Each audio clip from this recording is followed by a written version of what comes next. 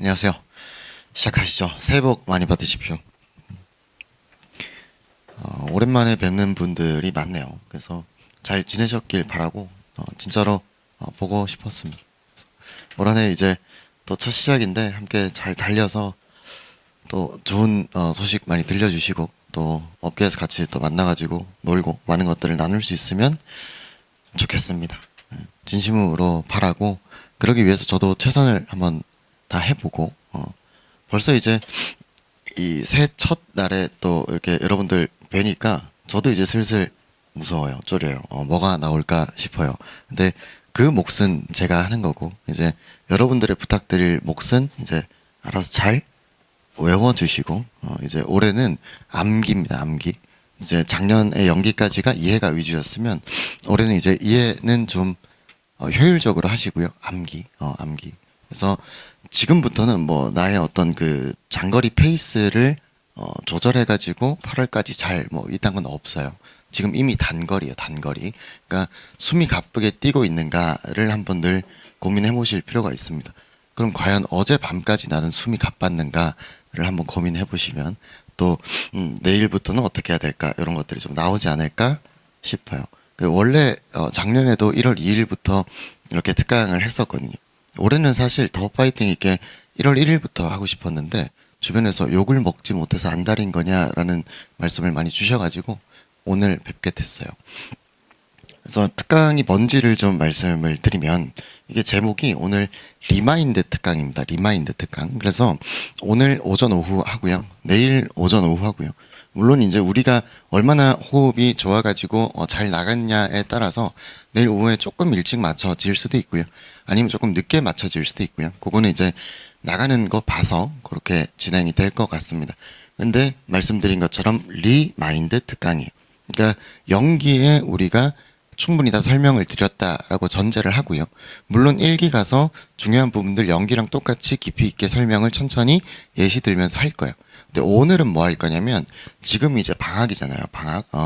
곧 내일부터 이제 주말반도 시작을 하고 1기가 이제 시작이 될 텐데 지금까지는 방학이니까 방학은 이제 노는 게 아니다 그죠? 근데 인사 관리를 지금 여기 들어오신 분들 제가 어떻게 보냐면 연기 한 번 들은 게 다다라고 가정을 했을 때 1기 들어가기 전에 혼자서 회독을 하기가 생각보다 쉽지가 않습니다. 그리고 혼자서 회독을 할 때 어디를 어떻게 어떤 수준까지 외워갈지도 좀 애매합니다. 그리고 혼자서 외우려고 하실 때 시간이 꽤나 많이 걸려요. 근데 어차피 1기 가시면 암기에 집중을 해서 진도 내에 암기를 최대한 많이 도모를 하실 거니까 오늘은 연기에 배운 게 어떤 것들이 있었는지를 큼직큼직하게 개가를 그려보는 시간이다. 이렇게 생각을 하시면 돼요. 그래서 제가 바라는 점은 뭔가 강사가 앞에서 뭔가 큰 그림을 그릴 때 저런 게 있었다 정도는 되시, 처음 본다. 이건 안 돼요. 그러니까 저런 게 있었고, 이게 이러한 의의를 가졌었지, 이게 어디 안에 속해 있었지를 한번 우리가 되새김질 하는 거예요. 그러고 나서 이제 1기 들어오시기 전에 주요한 부분들을 한번 외울 수 있으면 너무 좋고요. 그게 아니면 그냥 어차피 평일반 대부분 다 들으실 거니까 그 각 과목에 집중을 하십시오. 그래서 한번 리마인드 해놓고 1기 와가지고 충분히 열심히 외우면 크게 문제될 건 없어요. 다만 이제 다음 주부터 혹은 뭐 다다음 주부터 본인들 스케줄 따라 1기 평일반 만약에 들어가시면 그 과목의 암기가 가장 중요하다. 그래서 1기의 메인은 암기다. 이렇게 보시면 됩니다. 그래서 사실 어제 뭐 우리 수업을 좀 오래 들으시는 분들도 계시거든요. 뭐 헌동, 뭐 한요, 뭐 이런 분들도 연락 오셔서 그분들 그냥 오지 마라 그랬어요. 그냥 오지 말고 본인이 알아서 부족한 거 외워라 한 거고 지금 오신 분들은 이제 인사관리 거의 처음 이렇게 생각하시면 될 것 같아요. 그런 분들 대상입니다. 그래서 가보시죠. 우리가 간단하게 맨 처음에 총론 이렇게 들어간단 말이죠. 총론. 오늘 수업은 어떻게 할 거냐면 각 그 챕터별로 이렇게 그림 한번 그리고요. 책 다 못 읽어요. 못 읽으면 이 부분에 있어서 우리가 키워드만 중요한 거 이런 거 있었어요. 요거 나중에 들어오기 전에 한 번 더 시간 되면 보세요. 요 정도입니다. 그래서 보면 우리가 총론 맨 첫 시간에 뭐 했었냐면 첫 번째가 인사관리라는 것에 대한 개념했어요. 개념. 그리고 시험에 쓸 일이 있어요? 없죠. 외울 필요 없죠. 그냥 하는 거예요. 그래서 이 부분 보면 우리가 어떻게 했습니까? 직무와 키워드가 어떻게 돼요? 직무와 구성원이죠. 그죠? 이 우리 기업 내에 있는 직무와 구성원에 뭘 관리하냐면요. 기능적 차원 이야기했었다. 그죠? 뭐였죠? 확보부터 방출까지 노사관계도 포함한다. 그죠? 이렇게 해가지고 얘들을 관리할 거예요. 근데 어떻게 관리하냐 했냐면 배율의 관리 활동 이야기를 하면서 관리적 차원 이야기를 하면서 계획, 실행, 통제하는 활동 이렇게 봤다. 그죠? 계획, 실행, 통제. 그래서 이렇게 알아두는데 이때 이게 인사관리다라고 이야기를 하면서 인사관리를 지금 우리는 어떻게 봐요? 인적 뭘로 보는 거죠? 자원관리로 봐요. 그래서 어떻게 변해왔는지 정도만 보시면 된다 그랬어요. 어떻게 변해온 거예요? 이게 비용 중심의 관점에서 어떻게 보는 거죠? 이익 중심적 관점으로 본다 그죠? 이렇게 봐요. 그러면 이 이익 중심적 관점으로 볼 때의 인사관리 활동이 달성해야 되는 목적이 두 가지가 있다. 이렇게 이제 본다 그죠? 그래서 이 부분도 답안에 써야 안 써요? 안 써요. 다만 언급은 하신다 그죠? 언급. 이걸 각 설명은 하지 않고 언급은 해요. 그게 뭐였습니까? 첫 번째가 경제적 효율성이 있었어요. 그 다음에 두 번째가 사회적 효율성이 있었어요.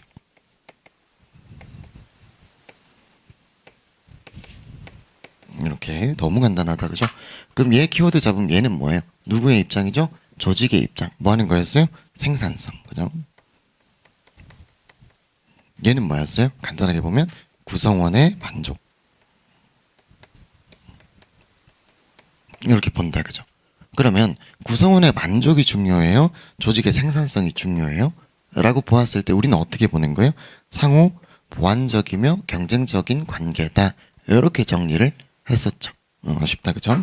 그 다음에 우리가 여기서 무엇을 보고 있냐면 그래서 잘해야 되는데 인적 자원이라는 것을 좀 우리가 이해를 할 필요가 있겠더라. 이렇게 본다 그죠? 그래서 인적 자원 관리를 우리가 이전에 어떻게 봤었어요? X론적 관점에서 인간이라고 하는 것은 일을 하기를 싫어한다. 그래서 얘들은 좀 빡세게 관리를 할 필요가 있다. 이렇게 했다 그죠? 누가 이야기한 거예요? 맥그리거의 XY 이론에서 X론적 관점 이렇게 이야기했다고. 근데 이제 인적 자원으로 본다라는 말은 이익 중심적 관점이고 뭐가 숨어 있는 거죠? Y론적 관점이 숨어 있는 거다 그죠? 그래서 이런 사람들은 일을 통해서 자아를 실현하고 성취를 느끼고 동기부여를 받는다. 그러니까 우리는 어떻게 해줘야 되는 거예요? 이들의 동기부여 성장 욕구를 충족시킬 수 있는 방법으로 관리를 좀 해줘야겠다. 그게 지금 어디까지 나와 있는 거예요? 우리 책에 27페이지까지 나와 있는 거다. 그죠? 그러고 나면 이제 뭐 하는 거예요? 인적 자원에 얘가 가지고 있는 특성을 한번 보자. 이렇게 하는 거죠. 그죠? 그래서 세 번째로 본 게 인적 자원 특징 이렇게 봅니다. 요것도 답안에 길게 쓰는 부분이 아니죠. 뭐 하는 거였어요? 답안에 이런 특성이 있어서 이런 제도가 이렇게 좋다. 요거 하려고 하는 거다. 그죠? 그래서 이게 뭐 하는 거였어요? 성비의인기 하는 거였다. 그죠? 성비의인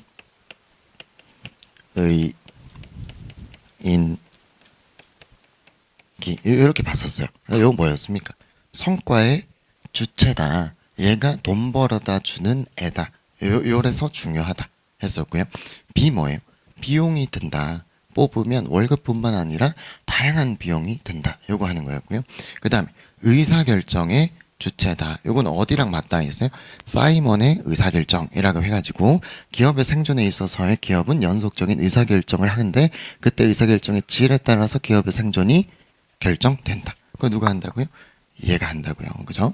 그 다음에 뭐예요? 인격을 가졌다라는 거잖아요. 우리가 분필 볼라짐 새거 쓰면 된다. 그죠? 근데 사람은 그러면 안 되잖아요. 요 얘기하는 거고. 그 다음에 요건 뭐였습니까? 기업 외부와의 인터페이스. 우리 기업 안에서 너무너무 행복한 일터를 조성해 줬는데 걔가 저녁에 집에 가가지고 안 좋은 일이 있거나 혹은 술을 너무 많이 먹고 오거나 하면 다음날 행복한 일터에서 성과가 안 나오니까 문제가 돼서 이거 우리 뭐와 관련이 있다 그랬어요? 복리후생, 종업원 후원 프로그램 이런 거 할 때 이야기 언급해 줄 수 있다. 이렇게 하면 된다. 그죠? 그게 다음 페이지 넘어가서 28페이지까지가 쭉 나와 있는 거죠. 그러고 나면 그다음 뭐예요? 이러한 특징을 가진 인적 자원이 왜 관리하는 게 중요하냐? 이렇게 보는 거였어요. 그죠? 그게 인적 자원 관리의 중요성 이렇게 봅니다. 그래서 요 청론에서 외울 게 하나밖에 없어요. 하나. 여기 좀 본다 그랬어요. 여기. 그래서 여기 처음에 뭐라고 합니까? 처음에 요건 외울 게 아닌데 경영의 3요소 요 얘기를 해가지고 우리가 자본 그리고 시설 이런 객관성이 있는 것들 말고 인간의 노동력이라고 하는 것, 인간의 특성 자체가 주체적이다, 관리가 굉장히 어렵다, 숨은 가치다, 이런 얘기했고요. 그 다음에 두 번째 너무너무 중요한 게 있어요. 기출이 됐지만 중요해요 하는 게 있죠. 그죠? 그게 반의의 자원 기반 관점이에요.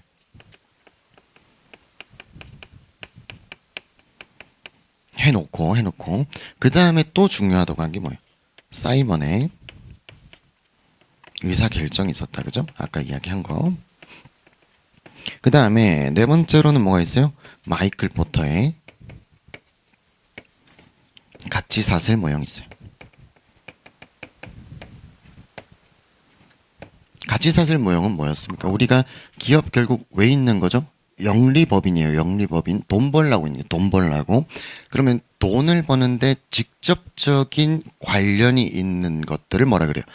라인 부서라고 했고, 걔들이 하는 활동을 뭐라 그래요? 주 활동이라고 했어요. 근데 그거 말고 기업의 인프라, 그게 뭐예요? 우리가 스텝 부서가 하는 일, 그게 뭐예요? 보조 활동. 그럼 인사관리 어디 껴 있어요? 보조 활동이 껴 있어요. 그래서 뭐라 그래요? 스텝 부서라고 해요. 근데 인사관리는 뭘 관리해요? 주 활동에 들어있는 인적자원까지 관리를 하니까 너무 중요하다. 이렇게 교수님이 이야기를 했더란데, 그 중에서 뭐 봐야 된다고요? 얘를 좀 열심히 외우고 보셔야 한다라는 거죠. 간단했습니다. 그죠? 근데 키워드만 좀 잡아보자고요. 요거 이야기할 때 우리가 항상 뭐랑 비교하자 그랬어요. 뭐랑 비교하자 그랬죠. 그렇죠. 산업구조론적 관점이랑 비교할 필요가 있어요. 이렇게 했어요. 우리가 파이브 프로세스의 모델이 있었어요. 누가 만들었죠? 마이클 포터가. 뭐라 그랬어요?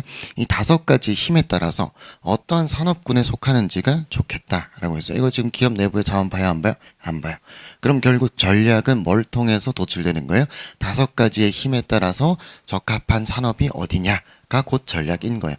근데 그것만 가지고는 성공할 수가 없더라 라고 하면서 예를 든 게 뭐였어요? LG가 핸드폰 사업을 하지 않더라, 이런 얘기를 했었단 말이죠. 그럼 그때에 우리가 뭘 본다고요? 기업 내부의 자원을 본다. 이거 결국 뭐랑 똑같다는 거예요? 내부 역량 관점이에요. 자, 그러면 시험에 반이 어쩌고저쩌고 이렇게 안 나오고 이렇게 나와줬어요. 그러면서 역량에 관해서 막 물어봐요. 역량. 그러니까 이러저러한 관점에서 역량의 뭐뭐뭐 혹은 역량과 관련된 제도를 물어봐요. 그럼 들어가면 뭐 쓸 거예요? 우리 또 급변하는 환경에서 역량이 중요하다 막 이럴 거란 말이죠. 대부분이. 근데 만약에 시험에서 뭐뭐한 관점에서 이런 거 되게 많이 나오거든요. 그러면 그때 내부 역량 관점에서 이렇게 나오면 뭐 써줘야 돼요? 얘를 좀 언급을 해주자. 그럼 분명히 차별화가 될 거다. 이런 거였다. 그죠? 그리고 여기 안에 깔려 있는 게 결국 뭐가 있는 거예요? 전략적 인적 자원 들어있는 거다. 이렇게 봤어요. 그죠? 기출이 그래서 어떻게 나왔어요? 전략적 인적 자원 관점 하에서 자원 기반 관점의 4가지 특성을 쓰고 설명하고 이랬다. 그죠? 그래 썼습니다. 그래서 요거 볼 때 이 내부 역량의 요거 자원이라고 하는 것 자체가 가지고 있는 특성이 일단은 2가지가 있었다. 그죠? 맞죠? 뭐가 있었죠? 자원의 이질성. 또 뭐 있어요?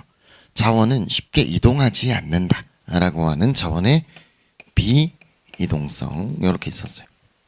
그럼 이 2가지에 가지고 있는 자원의 본질적인 특성은 마이클 포터의 산업구조론적 관점에서 어떻게 봐요? 거꾸로 본다. 그죠? 기업 내의 자원은 크게 다르지 아니하다. 얘들은 쉽게 옮겨갈 수 있다.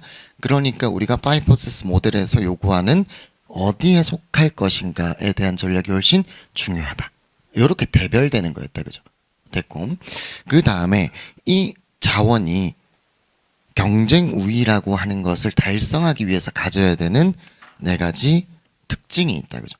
그 특징 특성이 뭐예요? 첫 번째가 가치다. 그죠? 가치. 뭐예요? 전략적 가치. 우리 기업에다가 돈을 벌어다 주는 자원인가?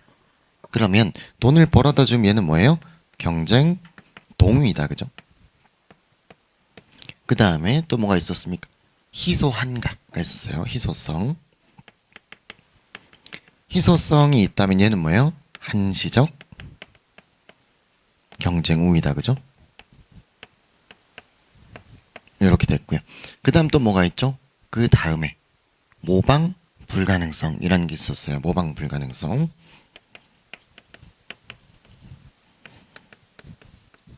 희소한데 그것을 베낄 수가 있겠느냐. 근데 베끼기가 어렵대요. 그럼 여기서부터 지속적 경쟁 우위 이렇게 되는 거다. 그죠? 그 다음에 이러한 세 가지의 특성을 가지고 있는 자원을 어떻게 해야 돼요? 전략적으로 잘 활용해야 돼요. 그걸 우리가 뭐라 그래요? 관리 관행, 조직 내 프로세스, 제도, 문화 이런 것들이다. 그죠? 그걸 통틀어서 우리가 뭐라고 표현을 합니까? 조직화라고 한다. 그죠? 그것도 지속적 경쟁 우위를 가능케 합니다. 그럼 여기서 우리가 하나를 더 봤어요. 그죠? 자원의 비이동성을 높이는 데 있어서의 세 가지의 요소가 있어요. 그게 뭐가 있었죠? 경로 의존성, 사회적 복잡성, 인과몽호성 이렇게 있었어요. 기업이 걸어온 역사가 달라가지고 따라하기가 너무 힘들어요. 가 있었고요. 우리 구성원들이 가지고 있는 무형의 어떤 관계들을 따라하기는 너무 어려워요. 가 있었고요.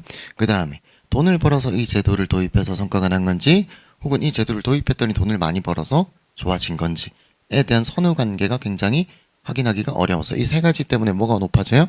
비이동성이 높아져요. 그러면 이러한 비이동성은 결국 어디에 영향을 준다 그랬어요?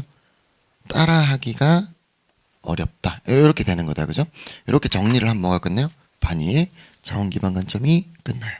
이렇게 봤습니다. 그래서 거기까지가 지금 여기 나와 있는 29페이지, 30페이지 이렇게 되는 거고요. 그 다음에 31페이지 가보시면 뭐가 나오냐면 우리가 많이 봤던 이론사가 나온다. 그죠? 이론사가 나오고 그 뒤에 보면 또 뭐가 나와요? 관리사가 나오겠죠.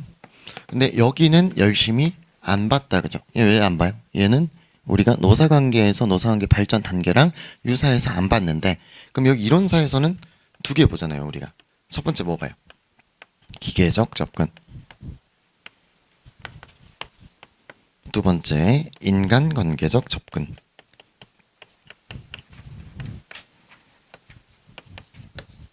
본 다음에 그 다음에 뭐 봤어요?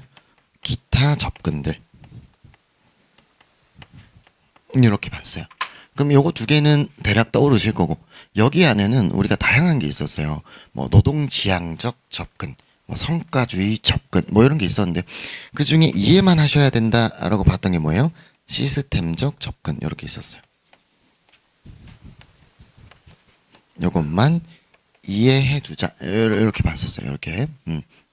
그 다음에 여기 보는 거 하나 있어요. 인사 관리에 대한 역사잖아요. 그죠? 노사관계랑 유사하게 보긴 볼 건데 뭘 봐요? 인사 관리니까 인사관리 부서, 인사관리 담당자의 역할의 변천 이런 걸 봤단 말이에요. 그죠?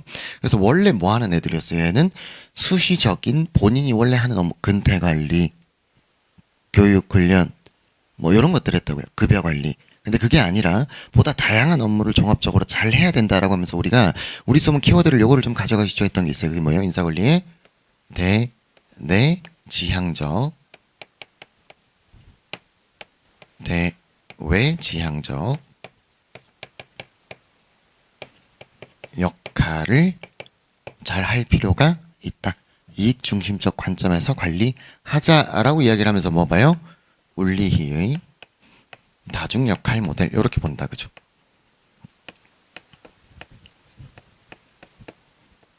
이렇게 하면은 여기까지 하면은 총론이 벌써 끝나요. 요거 했던 거예요. 우리 연기 첫 시간에. 그럼 그 당시에 한번 생각을 해보면 기계적 접근은 뭐였어요?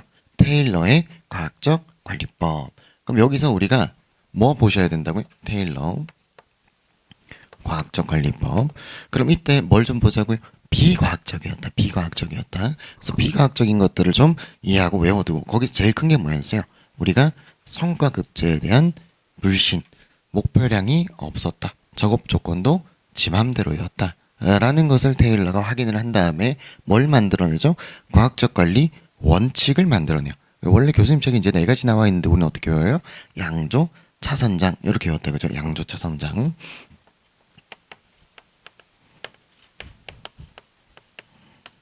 요거 외워두시면 되죠. 그래서 양 뭐예요? 양. 그죠? 표준 작업량이라는 걸 만들어내야 돼요. 그럼 이 표준 작업량이라고 하는 걸 효율적으로 달성하려면 뭘 해내야 돼요? 표준적인 작업 조건. 그래서 우리가 표준적이다라고 하는 건 뭐라 그랬죠? 동일시키는 거다. 이렇게 만들었었어요. 그죠? 그래서 요 두 가지를 해놓은 상태에서 어떻게 해야 돼요? 과학적 선발과 훈련을 해야 돼요. 그죠? 과학적 선발과 훈련. 그런 다음에 돈을 어떻게 줘요? 차별 성과급제를 통해서 줘요. 그러니까 차별 성과급제라고 하는 걸 뭐라고 표현하세요? 우리가 표준 작업량을 초과하면 그에 따른 임률을 보다 높게 적용시키는 것을 의미했죠. 그죠? 그럼 뭐가 좋아져요? 고임금 저노무비를 달성할 수 있잖아요. 그죠? 그럼 고임금을 준다라는 것 자체가 뭘 고려한 거예요? 동기부여, 동기부여, 구성원의 동기부여를 뭘로 봤어요? 경제적 인간관으로 봤어요. 그럼 이 부분 우리가 나중에 다른 기능적 차원에서 어디서 뜯어서 봐요? 보상관리에서 봐요. 두 가지 파트로 봅니다. 첫 번째는 우리가 떠오르시는 게 그쵸? 개인 성과급제. 어디 속해 있어요? 임금 형태. 그때의 생산량에 따른 개인 성과급제로 봐요. 그다음 두 번째 또 어디서 우리 책에 나오냐면 그 보상의 초반에 보면 임금과 관련한 갈등은 무조건 있죠. 분배 소득의 원리가 적용이 되니까. 그럼 그때 해결할 수 있는 방안 중에 하나로서 봐요. 그렇죠? 세 가지를 봤었어요. 뭐 봤었어요? 첫 번째, 고임금 저노무비를 실현하면 임금의 갈등이 줄어들 수 있습니다. 그 다음 두 번째 뭐예요? 제일 중요한 원칙이 있죠. 공정성. 공정성을 확보하면 갈등이 줄어들 수가 있습니다. 그럼 세 번째 뭐예요? 지불 능력의 한계가 있으니까 비경제적 보상을 활용하면 갈등이 좀 줄어들 수 있습니다. 이렇게 봤다 그죠? 자 그러면 방금 세 가지는 어디다 쓸 거예요? 이게 직접적으로 시험에 문제 묻기는 어려워요. 왜냐면 두리뭉실하단 말이에요. 그죠? 공정성만 써도 30점 넘게 쓸 수 있는데 그러니까 이 부분은 우리가 임금이나 보상의 나가면에다가 우리가 갈등 관리 잘해야 된다 써주면 이것도 공중제비 돈단 말이죠. 그러니까 그렇게 좀 보자 라고 한 거고 그 다음에 인간관계적 접근은 뭐였어요? 우리가 테일러가 뭐 했다고요? 컨설팅 펌 차려가지고 미국 전역에다가 뿌리고 있었다고요. 근데 도입을 해봤는데 잘 안 되더라라고요. 그래서 외주를 다시 맡겼다고요. 그죠? 그래서 처음에 부시아 바꿔 들어왔다가 메이는 누구예요? 메이와 레슬리스 버거인데 여기에서 실험을 4가지를 했다. 그죠? 그래서 조, 개, 면, 배 이렇게 본다. 그죠? 그래서 이거 외울 때 어떻게 외워요? 누가 했는가? 어떤 실험을 했는가? 그 실험에서 얻은 결과는 무엇인가? 그 실험의 한계는 무엇인가? 그래서 다음 실험으로 넘어가자. 이렇게 정리를 했었죠. 첫 번째가 뭐예요? 조명 실험. 부시아 바커가 했다. 그죠? 그래서 어떻게 된 거예요? 조명이라고 하는 것을 적정 조도가 있을 텐데 높여봤다가 낮춰봤다가 했는데 아무 의미가 없더라. 결론이 뭐예요? 조명이란 한 가지 요인만으로는 알기가 어렵다. 이렇게 됐죠. 그래서 계전기 작업실에 관찰을 해봤어요. 그때 뭐 했습니까? 모든 요소를 바꿔봤어요. 그럼에도 불구하고 특별한 어떠한 결과가 나오진 않았죠. 다만 알게 된 게 있어요. 뭐예요? 이때 실험 누가 했어요? 여성 작업자 6명. 어떻게 모았어요? 2명을 뽑아가지고 니들한테 친한 사람 2명씩 모아봐라. 라고 해가지고 6명 모았다. 그죠? 이미 뭐예요? 우호적인 분위기. 그리고 뭔가 얘들이 책임감을 느껴요. 왜? 실험하는 그 양복임 교수님들이 오니까. 그래서 뭐가 돼요? 행동에 왜곡이 일어났어요. 이거 뭐라 그래요? 호선 효과. 그리고 이때 뭘 알게 돼요? 개인의 심리적인 요건들이 좀 중요한 것 같네? 라고 하니까 뭘 알게 된 거죠? 인간의 비합리적인 부분, 심리가 중요하네? 라고 알게 된 거예요. 그 심리에서 뭐가 있어요? 사회적인 부분도 있는 것 같은데 한번 파보자. 어디에요? 면접 실험 한 2만 명 가지고 3년 동안 했어요. 그랬더니 뭘 알게 된 거예요? 아, 사회적 제조건이 엄청 중요하구나. 그 안에 또 뭐가 있는 걸 알게 돼요? 비공식적 집단. 이것도 좀 더 파봐야겠다. 해가지고 배전기, 전선, 작업실 요거 보는 거다. 그죠? 그럼 요 부분에서 우리가 뭘 알게 돼요? 비공식 집단이라고 하는 것이 뭘 가지고 있어요? 도덕률을 가지고 있고 각 종업원들의 행동, 성과에 직접적인 영향을 주는구나. 이렇게 해가지고 기출이 어떻게 나왔죠? 두 개를 좀 비교해봐라. 인사관리상의 의의를 좀 적어봐라. 라고 해가지고 우리 표 있는 거 이렇게 봤다. 그죠? 그 다음에 기타 적분에서 뭐만 보면 된다고요? 요거 외울 거예요? 안 외울 거죠. 그죠? 그래서 요거 다시 한 번만 리마인드 해보면 마지막으로 이런 거였다. 그죠? 조직을 살아있는 유기체와 동일하다라고 보았을 때 그 각각의 하위 시스템들이 모여 있다고요. 그럼 이 하위 시스템이 뭐 생산 시스템, 뭐 재무 시스템 있을 텐데 그 중에 또 뭐가 있어요? 인사 관리 시스템이 있다고요. 그래서 이 인사 관리 시스템을 좀 크게 뜯어봤더니 기능적 차원으로 분화시킬 수 있겠더라. 확보부터 방출까지 이렇게 보는 거다. 그죠? 직무 관리 들어있을 거고. 그럼 여기에 전사적인 뭐가 있다고요? 전략이 있더라. 이렇게 본 거고. 우리 기업 외부에 있는 우리 기업과 영향을 주고받는 거를 뭐라 그래요? 외부 환경. 그래서 외부 환경과 영향을 주고받으니까 이거 뭐라 그래요? 개방 시스템, 오픈 시스템이라고 하는 거고.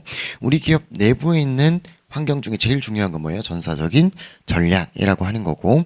이 전사적인 전략과 각 기능적 차원 간의 적합성을 우리가 뭐라 그런다고 그랬어요?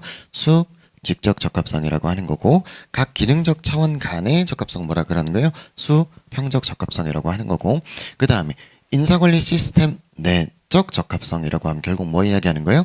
그래서 니들끼리 어우러지느냐 보는 게 내적 적합성 뭐랑 같아요? 수평적 적합성이랑 같아요.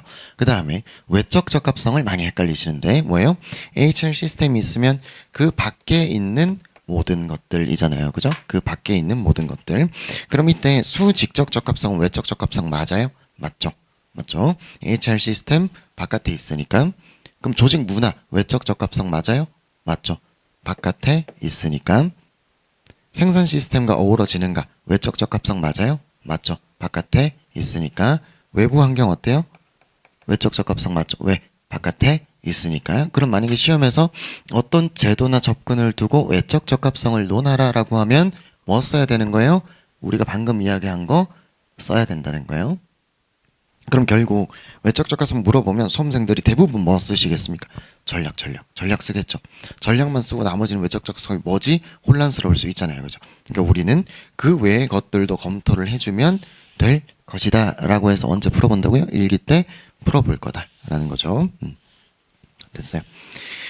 그 다음에 마지막으로 관리사에서 하나만 간단하게 보면 끝이 납니다. 뭐죠? 우리의 다중역할 모델인데 이것도 나왔죠. 그래서 간단하게만 보시면 되는데 표를 이렇게 그렸지 않습니까? 그죠? 그래서 시사전업 행대정변이라고 해가지고 단기적이냐 장기적이냐 시스템 제도와 관련된 것이냐 구성원과 관련된 것이냐라고 해서 단기는 뭐라 그랬어요?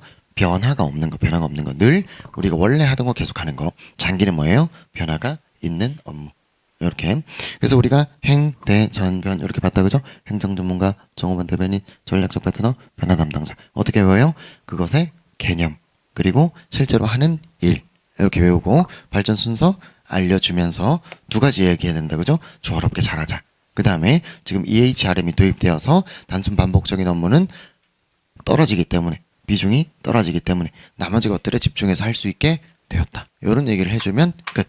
이렇게 하면은 총론입니다. 그래서 여기서 책을 볼 때는 볼 게 몇 개 없죠. 어디로 가시면 돼요? 29페이지 여기 오시면 된다. 그죠? 30회 기출이긴 한데 또 나올 수 있으니까 보자. 이렇게 보는 거고. 그래서 여기서 경쟁우위 적어주십시오. 첫 번째 줄에 경쟁우위 되어 있어요. 경쟁우위. 그 다음에 동그라미 1번 보시면 산업구조 분석이었어요. 그래서 길게 설명하실 필요는 없고요. 우리 시험에서는 이런 게 있는데 그 반에서 내부 역량도 보아야 한다. 그럼 제일 좋은 건 뭐예요? 둘 모두 고려하면 좋겠죠. 그죠? 그래서 동그라미 2번 한번 읽어보겠습니다. 어떤 자원을 확보하고 활용하는가에 따라서 경쟁력의 차이를 보인다라는 게 뭐예요? 자원 기반 관점이고 반이가 뭐라 그랬어요?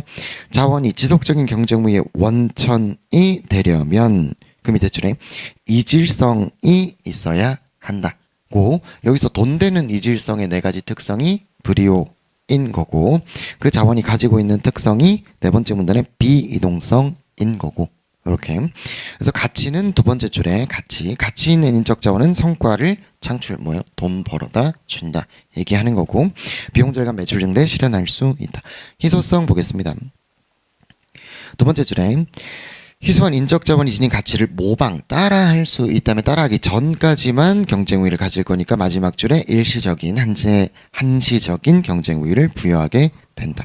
모방 불가능성, 모방할 수 없다면 지속적인 경쟁 우위의 원천이 된다. 그래서 다음에 보시면 이 세 가지를 그대로 외워요.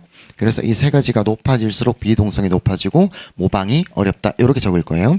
그 다음에 조직화 보시면은 두 번째 줄에 잠재력을 온전히 실현할 수 있도록 하는 관리 시스템, 프로세스, 문화 등을 조직하여야 한다. 이렇게 보는 거고요. 그 밑에 표 우리는 준비하자 이렇게 정리를 했었고, 그 다음에 기계적 접근 보시면 우리 뭐 외워야 된다 그랬죠? 두 번째 줄에 상사의 경험 주관에 의한 작업 지시, 유기적 조정이 불가능하다, 조직적 태업, 성과급제에 대한 불신이 만연하였고, 이에 테일러가 관리 원칙을 이야기하였고, 넘어가서 양조, 차선장 이렇게 외우자 했고요. 내용, 평가에서 장, 단점 요건 충분히 아셔야 돼요. 이 중에서 맨날 좀 헷갈려 하시거나 이해가 잘 안 되시는 게 비판의 동그라미 4번 노사 간 협력을 지나치게 강조하였으나 비현실적이라는 비판을 받는다 라고 되어 있는데 요거 왜 그런 거라고요? 요거 하면 생산성이 높아질 거야. 그렇게 결국 어떻게 흐른다고요? 근로자들에게 경영진의 고도의 통제 권한, 왜죠? 전문화가 깔려 있잖아요, 그죠? 점점 전문화가 될수록 너희는 돈 많이 받는 거고 경제적으로 동기부여되는 거고 이것만 따라하면 돼 라고 하는 거니까 오히려 역효과가 나겠죠, 그죠?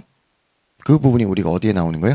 근현대적 직무설계, 인간관계적 접근으로 나오는 거다, 그죠? 그래서 비현실적이다 이렇게 다시 표현을 하고 있는 거고요.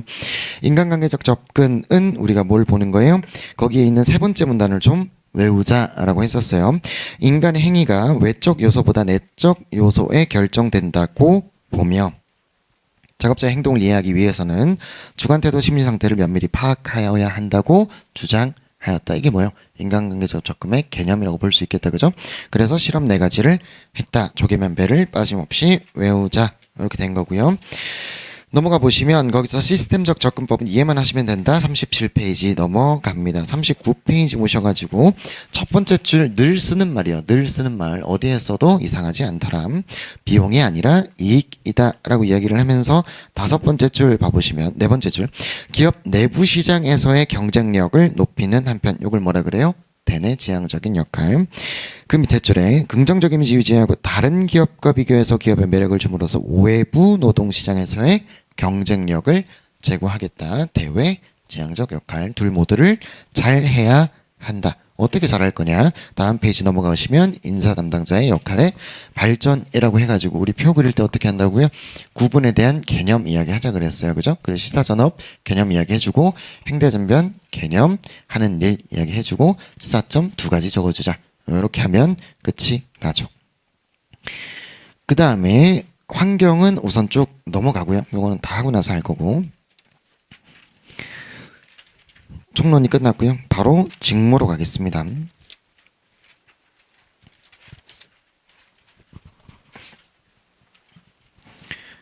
그래서 이렇게 한 챕터씩 털어나갈 거예요.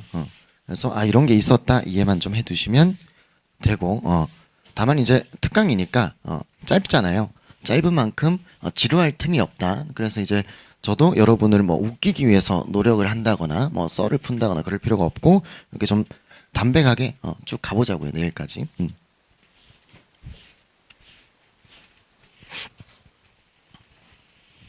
이렇게 하고 나면 이제 첫 기능적 차원인 직무관리를 우리가 좀 봤어요. 직무관리 3가지로 이루어져 있죠. 직무관리, 직무 분석, 직무 평가, 직무 설계 이렇게 봤었습니다. 근데 여기서 우리가 요거는 좀 아셔야죠 라고 하면서 우리가 뭐 했어요? 직무의 개념 요거 아셔야 됩니다 이야기를 했고요. 그 하위 개념이 뭐가 있었어요? 그쵸? 직위라는 게 있었습니다. 직위는 뭐예요? 한 구성원이 가지고 있는 과업들의 집합이에요. 그래서 위의 하위 개념이 과업이 있었습니다. 과업 뭐라 그래요? 독립된 일의 단위 이렇게 했다 그죠? 해고 사건 수행하는 거 해고 사건 이렇게 보는 거다 그죠? 그래서 한 개인이 수행하는 것의 과업의 합이니까 직위는 뭐랑 같다고요? 구성원의 수랑 같아요.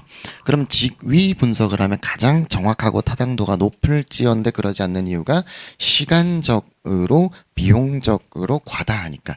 대기업은 10,000명. 근데 어떻게 10,000명 다 분석해요, 그죠? 그래서 어떻게 해요? 유사한 직위들을 묶어요. 그걸 우리가 뭐라 그러죠? 직무. 또 다른 말로 하면 뭐라 그래요?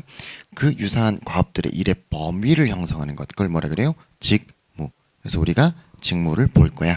라고 하고 실제로 실무적으로 어떻게 활용해요? 대표 직무를 활용하겠죠, 그죠? 그래서 요거 보시는 거고요. 그 다음에 직무 분석 본다, 그죠?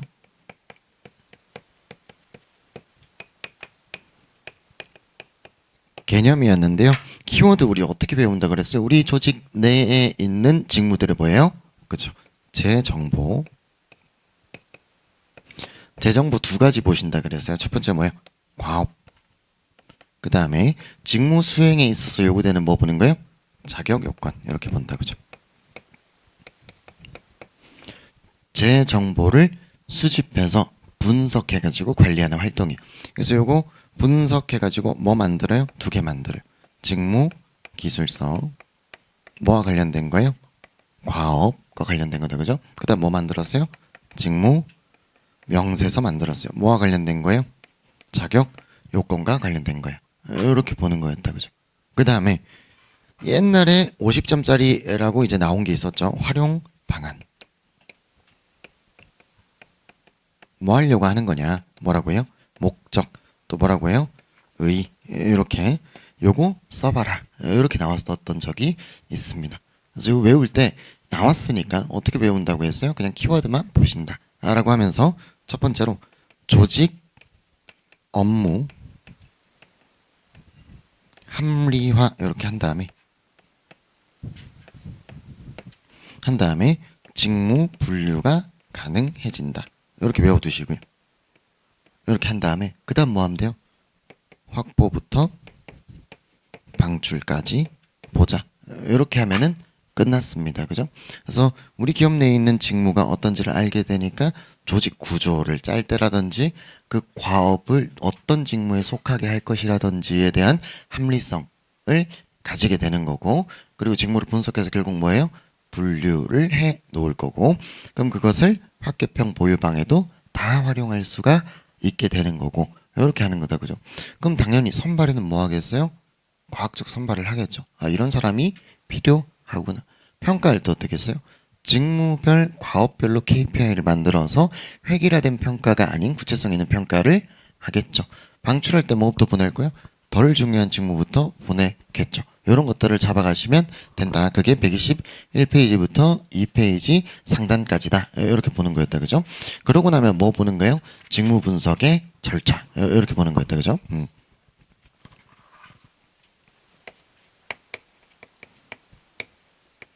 우리가 이 절차 볼 때 뭐 먼저 적으셔야 된다고요? 직무 분석의 목적을 명확히 하자. 요 얘기했어요. 직무 분석의 목적을 명확히. 목적을 왜 명확히 해야 되는 거예요? 왜? 목적에 따라서 분석해야 하는 대상, 직무, 수집해야 되는 정보, 그에 따른 기법이 달라지기 때문에 어떻게 해야 되는 거예요? 목적을 명확히 하자. 요거를 좀 적어주시고, 그러고 나서 교수님 하시는 말씀을 적으면 되죠. 실제로 이렇게 하죠. 배경 정보의 수집하고요. 그 다음에 우리가 뭐 만든다고요? 대표 직무라고 하는 것을 선정을 좀 할 거라고요. 대표 직무의 선정. 그러고 나서 뭐 하겠습니까? 정보 수집하겠죠. 그 다음 뭐 하겠어요? 분석해가지고 기술서, 명세서 작성하겠죠.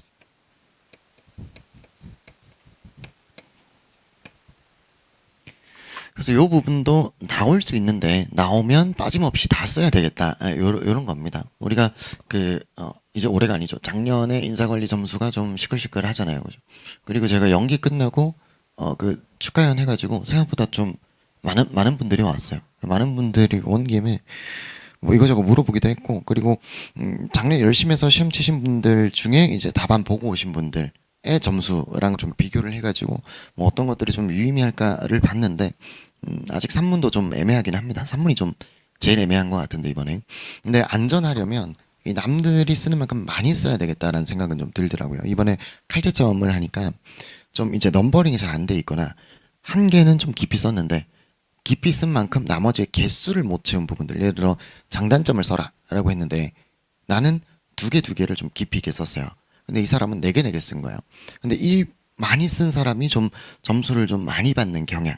뭐 그렇다고 그분들이 짧게 쓰진 않겠지만은 어쨌든 그렇게 좀 양을 좀 풍부하게 가져가려면 남들이 알아서 잘 쓸 부분은 나도 똑같이 양치기를 좀 해줘야겠다, 이런 생각이 좀 들더라고요. 그래서 이런 거 나오면 표점이 튈 리가 없지 않습니까? 그죠? 그래서 빠짐없이 틀림없이 써야 되겠다, 이런 거죠. 그 다음에 대표 직무, 요것도 그래서 써야 되는 거다, 그죠? 우리 전략적 목표 달성에 중요하면서 직무 분석의 목적에 맞는 대상 직무, 이렇게 되겠다, 그죠? 이렇게 하고 나면 이제 나머지는 여러분의 몫인 부분이 나오죠. 뭐가 나와요? 정보 수집 방법 해가지고 요거 우리가 어떻게 외워요? 관면, 질작중, 혼합법, 이렇게 외우는 거 아닙니까? 그죠? 그래서 관찰법, 질문지법, 면접법, 워크샘플링법, 뭐 중요사건 기록법, 혼합법, 이런 거 외우는 거잖아요. 그죠? 요거 어떻게 외워요? 개념 외우고, 사용 가능한 특성, 특징이 있으면 외우고, 장단점 외우고. 여기 너무 쉽잖아요. 그죠? 이렇게 하고 나면 겸허히 좀 외워주십시오 하는 부분이 나오죠. 그게 뭐가 나와요? 기법이 나온다. 그죠? 기법. 이 기법은 뭐예요? 우리가 어떤 정보를 수집하고자 할 때 특별한 특정한 목적에 의해서 만든 직무 분석 툴들인 겁니다. 그걸 우리가 뭐라 그래요? 기직 관가. 이렇게 했다고 하죠. 기직 관가.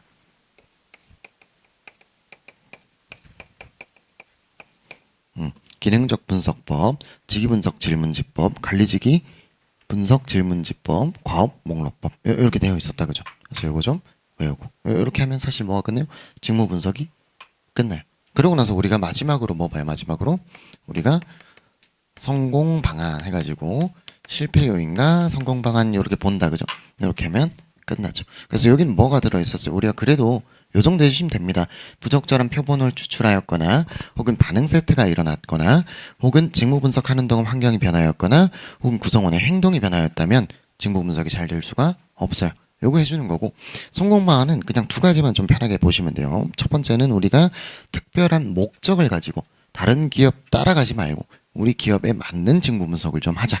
명확한 목적, 전략적 활용을 좀 하자. 요 얘기해 주시면 되고요. 그 다음 두 번째는 뭐 얘기하면 돼요? 자주 업데이트하자. 요 얘기 하시면 됩니다. 이렇게 하면은 나가면 끝. 이렇게 되는 거죠. 그래서 이거를 간단하게 책으로 정리를 해보면 120페이지의 그 첫 번째 문단 외워야 되는 거다. 그죠? 그대로 좀 똑같이 외워주십시오. 우리가 개념을 외웠어요 라고 했는데 개념 써보세요 라고 해서 들고 온 그 개념들이 틀리는 경우가, 혹은 읽었을 때 좀 애매한데 라고 정치하지 못한 단어인데 라고 하는 경우들이 좀 많으니까, 그것도 이제 요즘은 좀 안전하게 가야 되는 추세니까 그대로 배우자 라는 거예요. 그래서 중요한 정보 외우시고요. 적합하게 정리하는 체계적 과정을 말한다. 고 목적 활용 방안, 이게 21회 때 50점 나온 거고, 키워드만 좀 잡으면 되겠죠. 넘어가셔서 절차되어 있는데요. 두 번째 줄 좋습니다.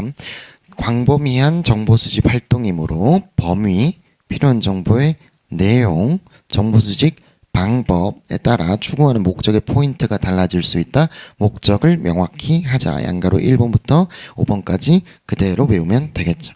여기서 빠지는 게 뭐예요? 대표 직무 잘 안 외워놓는다, 그죠? 그래서 두 번째 줄 보면은 양가로 위에 두 번째 줄 대표 직무란 전략적 목표 달성의 필수적인 직무를 의미하며 직무 분석 목적에 맞는 직무를 분석 대상에 포함시켜야 한다. 또 어디서 나와요? 우리 직무 평가할 때 나온다, 그죠? 그럼 그때는 다른 개념 써주셔야죠, 그죠? 중요한 직무인과 동시에 또 뭐예요?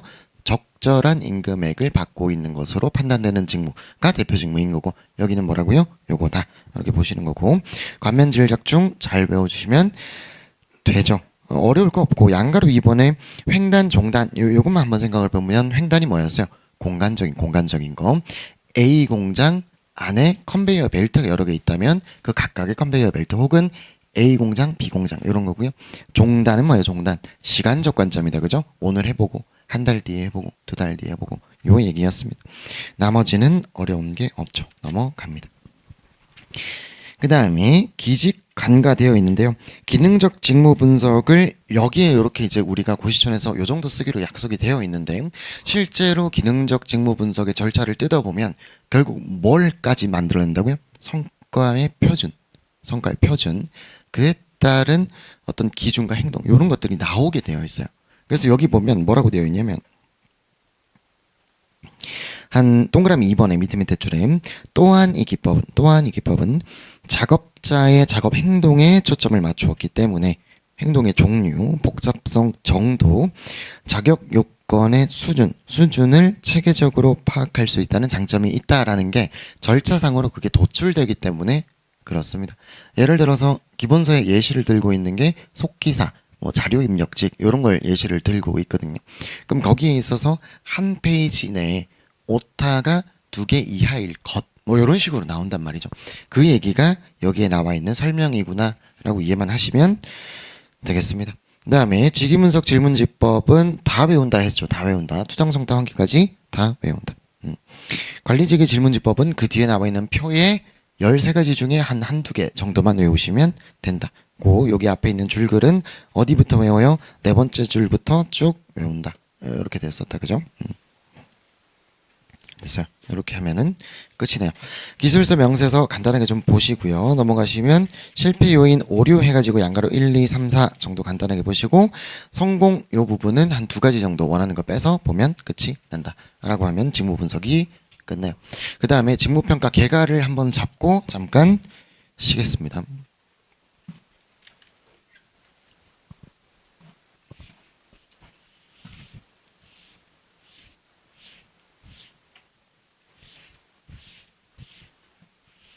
야, 이 정도 속도로 가는데 밀리네요.